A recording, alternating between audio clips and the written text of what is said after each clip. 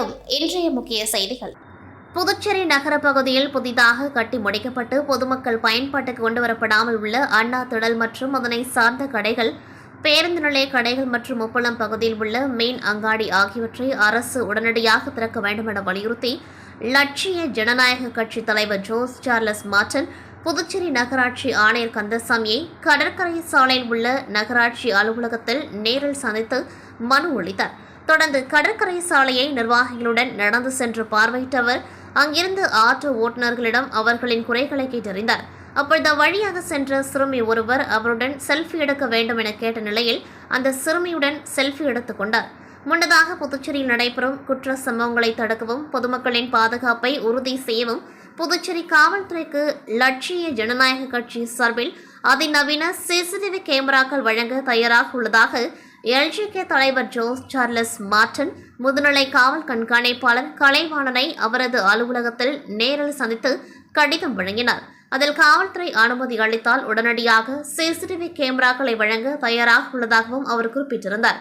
நிகழ்வின் பொழுது லட்சிய ஜனநாயக கட்சி பொதுச் செயலாளர் பிரபாகரன், மண்டல பொதுச் செயலாளர்கள் முனைவர் கண்ணபிரான், சுரேஷ் மற்றும் விஜயராஜ் ஆகியோர் உடன் இருந்தனர். புதுச்சேரியில் நாளுக்கு நாள் கஞ்சா விற்பனை அதிகரித்து வருகிறது. இதனை தடுக்க காவல்துறை பல்வேறு நடவடிக்கைகளை மேற்கொண்டு வருகின்றன.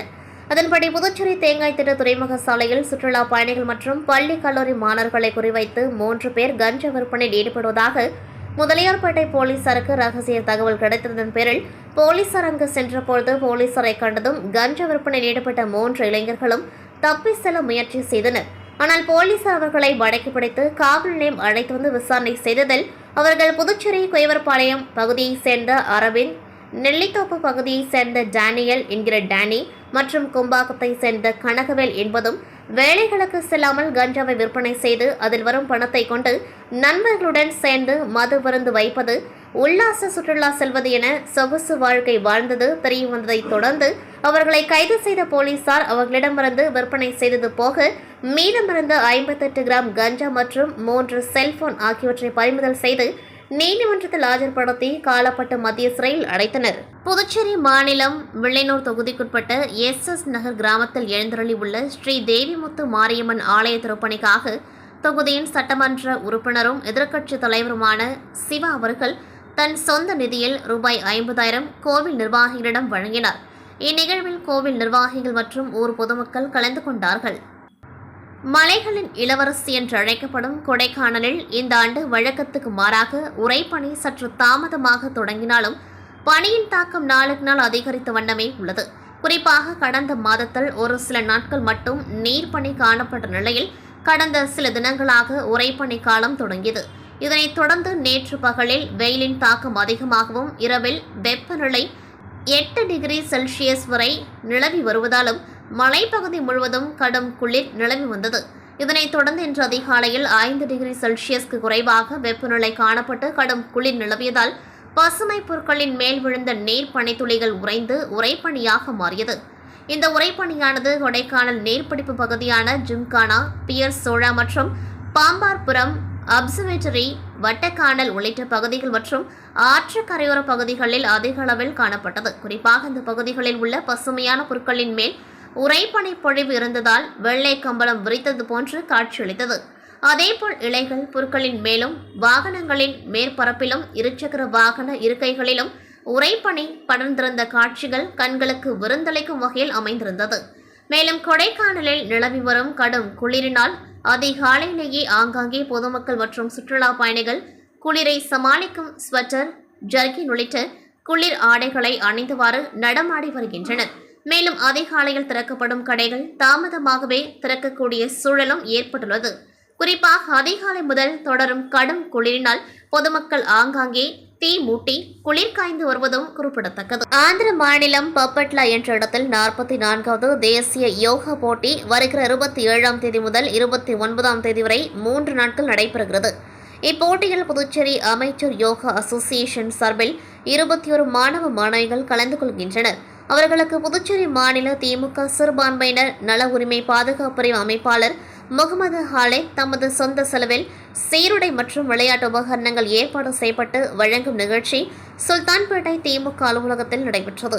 இந்த நிகழ்ச்சியில் திமுக அமைப்பாளரும் சட்டமன்ற எதிர்க்கட்சித் தலைவருமான சிவா அவர்கள் கலந்து கொண்டு தேசிய யோகா போட்டியில் பங்கேற்கும் புதுச்சேரி மாணவர்களுக்கு சீருடை விளையாட்டு உபகரணங்கள் வழங்கி வாழ்த்தி வழியனுப்பி வைத்தார். இந்நிகழ்ச்சியில் பயிற்சியாளர் விஜயகுமார், அசோசியேஷன் பொதுச் செயலாளர் ரகுமான், அணியின் மேலாளர் ரியாஸ் தீன், திமுக பொதுக்குழு உறுப்பினர்கள் செல்வநாதன், தர்மராஜ், அவைத்தலைவர் ஜலால் ஹனீப், தொகுதி செயற்குழு உறுப்பினர் அக்பர் அலி, விவசாய அணி அமைப்பாளர் குலசேகரன், வர்த்தகர் அணி அமைப்பாளர் ரமணன், தோமசா தலைவர் அங்காளன், அயலகணி தலைவர் முகமது தாஹா, வர்த்தக அணி துணைத் தலைவர் ஹாஜி, துணை அமைப்பாளர்கள் சரவணன், லியாகத் அலி, கலிமுல்லா, தொகுதி துணை செயலாளர் ஹரிகிருஷ்ணன், கிளை செயலாளர் கமால், சிராஜ், அஷ்ரப், அன்சாரி, நிர்வாகிகள் ராஜ், முஜிபுர் ரஹ்மான், சரபுதீன், மிலிட்ரி முருகன், ராஜ் முகமது, சுகுது, கார்த்திக், ஹலீல் உள்ளிட்ட பலரும் பங்கேற்றனர்.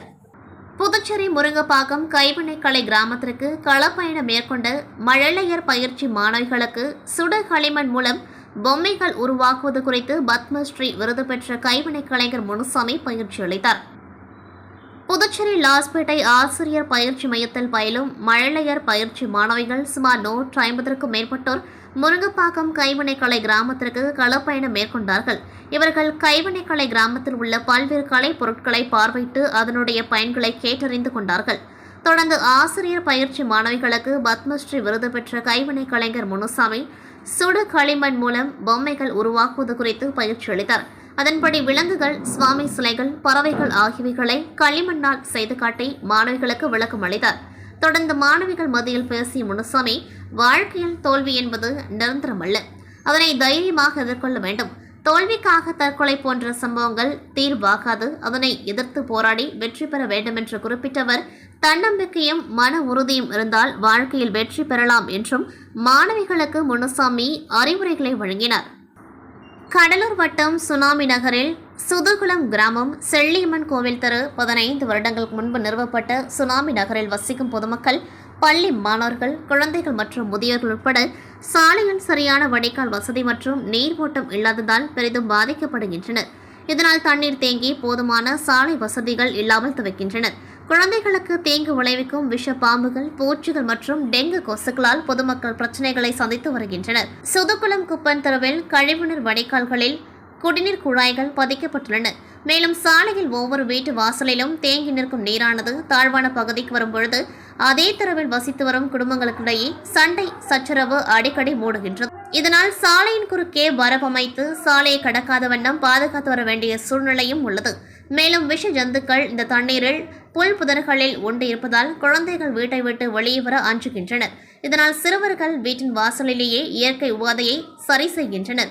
மேலும் இந்த தெருக்கள் முழுவதும் மழைநீர் தேங்கியிருப்பதாலும் அது தற்பொழுது கழிவு நீராக மாறி துர்நாற்றம் வீசுவதும், நோய் தொற்றவாயம் இருப்பதும், அதனைத் தொடர்ந்து ஒவ்வொரு வீட்டிலும் மழைநீர் தேங்கி நிற்கும் இடமும் குடிநீர் குழாயும் ஒன்றாக இருப்பதால் அந்த குடிநீர் குழாயில் கழிவு நீரும் கலந்து வருகின்ற அவல நிலை ஏற்பட்டுள்ளது. இதுகுறித்து பலமுறை போராட்டங்களும் சாலை மறியலும் மாவட்ட ஆட்சியரிடம் மனு கொடுத்தும் எந்த பலனும் இல்லை என்றும், இதனால் எங்களது அன்றாட இயல்பு நிலை பாதிப்பதோடு மட்டுமல்லாமல் எங்களுடைய வாழ்வாதாரமே கேள்விக்குறியாய் உள்ளது என இப்பகுதி கிராம மக்கள் வேதனையுடன் தெரிவிக்கின்றனர்.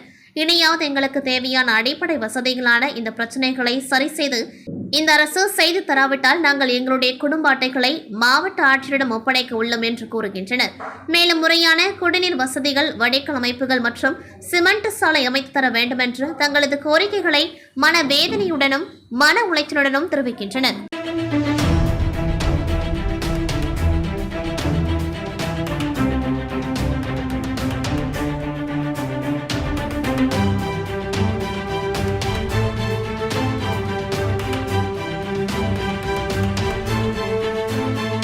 புதுச்சேரியில் கிறிஸ்துமஸ் மற்றும் புத்தாண்டை கொண்டாட உலகம் முழுவதிலும் இருந்து ஏராளமான சுற்றுலா பயணிகள் புதுச்சேரிக்கு படையெடுத்து வருவது வழக்கம்.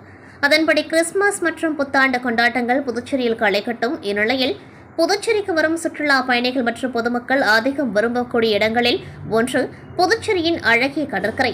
இதனிடையே கடற்கரைக்கு வருபவர்கள் கடலின் அழகை ரசிப்பதோடு கடலில் இறங்கி குளிப்பதற்கும் அதிகம் விரும்புவதால் அலையில் சிக்கி பலர் உயிரிழந்த சம்பவங்களும் நடைபெற்றுள்ளது.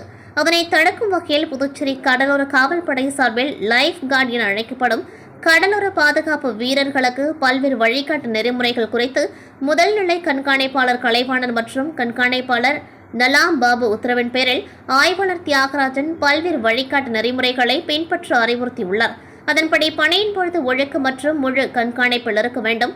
காலை முதல் இரவு வரை சுழற்சி முறையில் ஒரு நிமிடம் கூட இடைவெளியின்றி கண்காணிப்பு தொடர வேண்டும். பணியில் இருக்கும் பொழுது சீருடை கட்டாயம் அணிய வேண்டும். அவசர அழைப்பிற்காக விசில் எப்பொழுதும் கையில் வைத்திருக்க வேண்டும். பணியின் மீது போது தொலைபேசி பயன்படுத்துவதையோ அல்லது தேவையற்ற அரட்டைகளையும் தவிர்த்து முழு கவனத்தையும் கடல் மற்றும் மக்கள் மீது வைக்க வேண்டும்.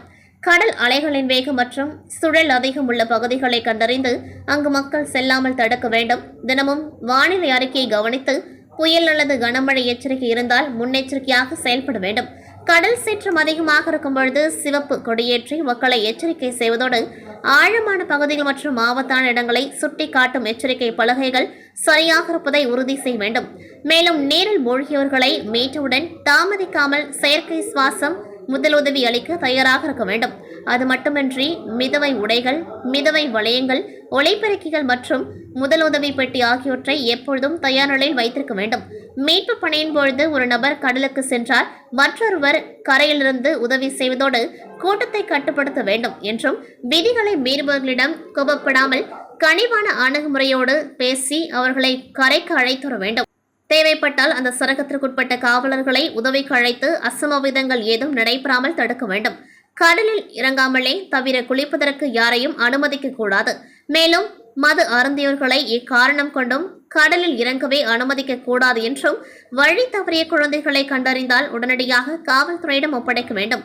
கடற்கரையில் சட்டவிரோத செயல்கள், மோதல்கள் அல்லது சந்தேகத்திற்குரிய நபர்களை கண்டால் உடனடியாக அருகில் உள்ள காவலர்களுக்கு அல்லது காவல் நிலையத்திற்கு தகவல் தெரிவிக்க வேண்டும். பொதுமக்கள் தவறவிட்ட உடைமைகளை கண்டெடுத்தால் அவற்றை உரிய பாதுகாப்புடன் காவல் நிலையத்தில் ஒப்படைக்க வேண்டும். பிளாஸ்டிக் பாட்டில்கள் அல்லது கண்ணாடி துண்டுகளை கரையில் கிடந்தால் அவை யாருக்கும் காயம் ஏற்படாது அப்புறப்படுத்த வேண்டும் உள்ளிட்ட பல்வேறு வழிகாட்டு நெறிமுறைகளை கடலோர காவல்படை வீரர்களுக்கு வழங்கப்பட்டுள்ளது. கிறிஸ்துமஸ் புத்தாண்டு தொடர் விடுமுறையை முன்னிட்டு முன்னெச்சரிக்கை நடவடிக்கையாக கடலோர காவல்படை சார்பில் இத்தகைய அறிவிப்புகள் வழங்கப்பட்டுள்ளது என்பது குறிப்பிடத்தக்கது.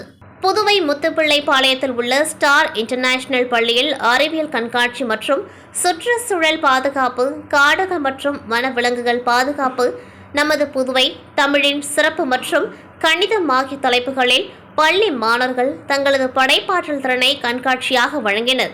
இவ்விழாவில் பள்ளி தாளாளர் ரவிச்சந்திரன் மற்றும் நிலம் மற்றும் அறக்கட்டளை நிறுவனர் செல்வராணி, இளவரசி, வாசுகி, நராடி மற்றும் பெற்றோர் ஆசிரியர்கள் பங்கேற்றனர்.